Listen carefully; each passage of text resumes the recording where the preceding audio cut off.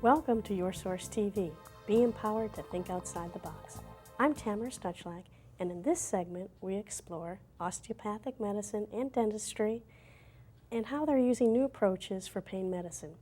With us is Dr.Micharl Porvaznik, an osteopathic physician, and Dr. Rogers, a top dentist in the area.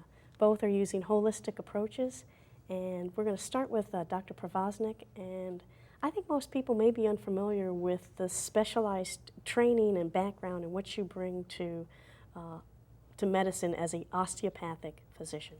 So tell us more about that. The training of osteopathic physicians is very similar to training of MDs.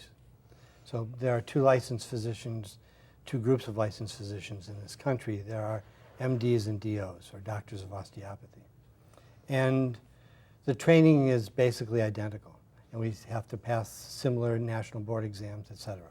We have 2 years of medical training that's in the classroom, 2 years that's basically in the clinics and hospitals, and after that residencies in various specialties. And you have a very unique perspective on how you treat and the tools that you use, which is so exciting. The difference between the two is the osteopathic principles in practice, or what I call osteopathic medicine.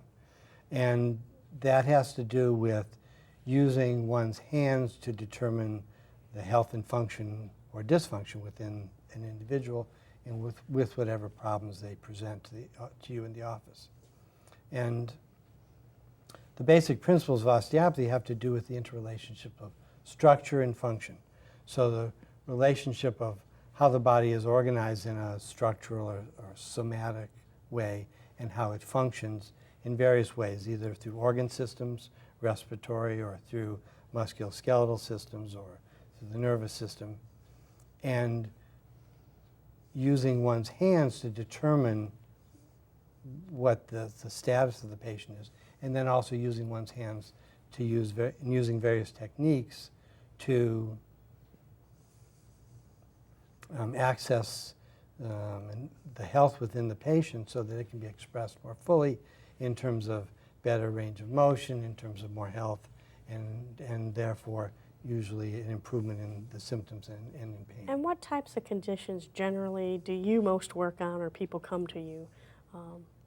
Well, people come to me for a variety of problems, but mostly people come to me for some sort of pain or chronic pain problem, ranging from chronic headaches, whiplash injuries, low back pain, sciatica, herniated discs, neck pain, arm pain. So you do adjustments.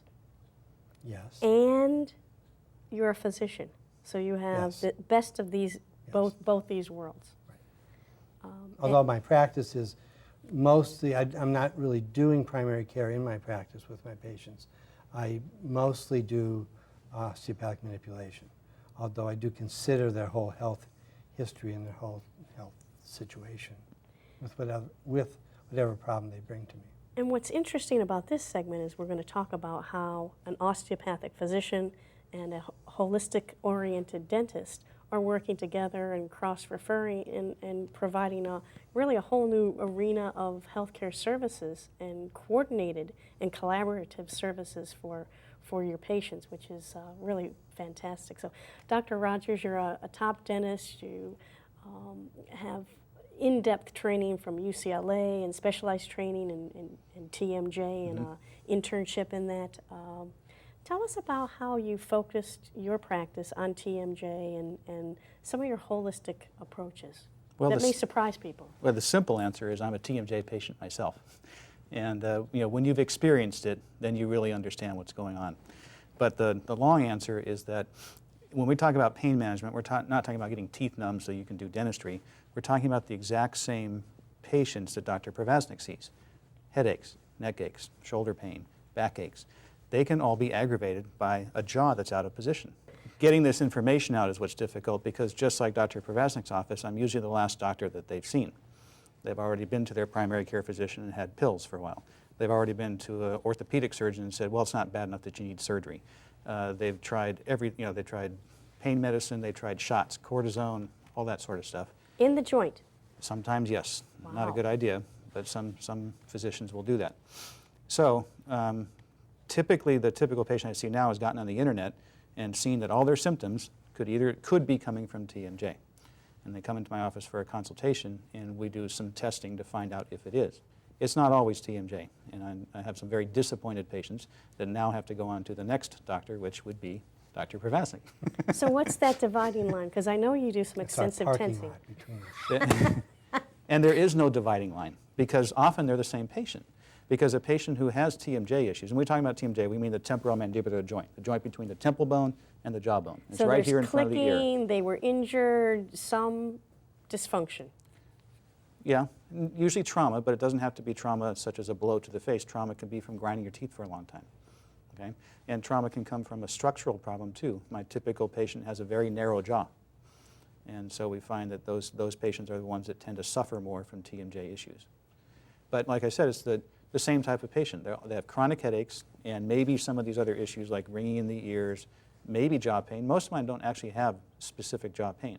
Most of the patients just are coming to me for their headaches, and they've been to every other doctor and finally found out, usually through the internet or maybe from another, like Dr. Porvaznik calls an enlightened physician, who realizes that there may be a jaw problem. The source of the pain, because that's where you have to start first. What's the source? Right. And the source is not usually where it hurts. You know, if you stub your right toe and walk around on your left heel for a long time, your left heel starts to hurt. It's only hurting because you had a problem somewhere else. So because you both now are specializing in pain, your patients have, you know, an opportunity to really have their problem solved. Like, tell us more about, you know, what results that people can expect. Well, for my typical patient, within 3 months of non-surgical treatment, they can expect pretty much all their symptoms to go away. And if they don't, then we can have Dr. Porvaznik take care of the rest of them. So talk about that. What, you know, how do you determine that, okay, you've gone as far as you can go? What's that dividing line in terms of progress and time frame, and then what's the transfer and the coordination? It depends which doctor they have seen first. If they come to me first and I determine that they don't have a TMJ issue or TMJ is not their primary problem, I just refer them directly to someone like Dr. Porvaznik. Okay? If they come to me first and we determine that TMJ is their primary problem, and we can do that by a series of tests called autonomic nerve testing or reflex testing, then we go ahead and offer them treatment using some sort of intraoral orthotic device. Looks something like a night guard. I'm actually wearing one right now. Like I said, I'm a TMJ patient. You wouldn't know I had it in my mouth. But what it does is it repositions the jaw, takes the pressure off the joint, and removes the need for the body to compensate for the TMJ problem. Turns out it's the compensation, the body's way of dealing with the problem, that causes all these other issues. The constant background of pain signaling and then how that affects the whole health. Right. Yeah. And how it affects the whole body. Exactly. And while he could fix the problem, sometimes it's much quicker if I place an appliance in the patient's mouth to get rid of that level of irritation to the nervous system, let's say, so that then what he does will be much more effective or work more quickly. Patients don't want to wait sometimes for everything to return to health if they're in so much pain that they just can't even function. And I think that's where I'm able to help Dr. Porvaznik.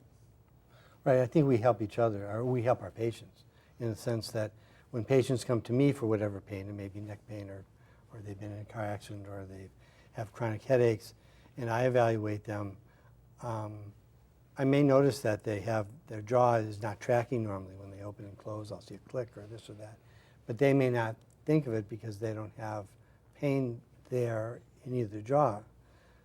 And I will do what I normally do. So I will treat them and see how they Respond. And if they improve well, then that's usually the course of treatment. But if they get stuck or they aren't improving, or all of a sudden it becomes clear to me that we really need to have this jaw problem checked out, then I'll refer them to Mike, and he will do his evaluation and determine what role he might have in helping the patient. So for both of us, it's the priority is the patient. It's not for how long can we go and continue our work with this patient, or can we solve their problem all by themselves? I find it very difficult to solve a TMJ problem by myself. I mean, Mike sort of intimated that I could, but I think that it's very difficult with the kind of strain on the joint itself and the various ligaments and The and the wear and long-term. tear and the misalignment, malocclusion, and the amount of pressure that every time you swallow creates through this whole mechanism, that having an appliance is almost essential in helping